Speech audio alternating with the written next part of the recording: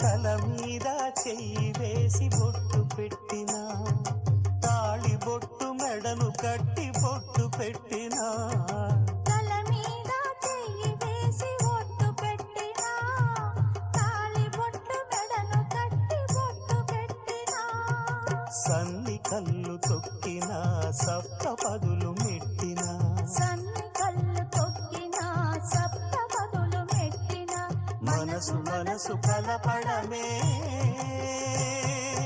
మంత్రం పరమార్థం. శ్రీరస్తు శుభమస్తు, శ్రీరస్తు శుభమస్తు. శ్రీకారం చుట్టుకుంది పెళ్లి పుస్తకం, ఇక ఆకారం దాచుతుంది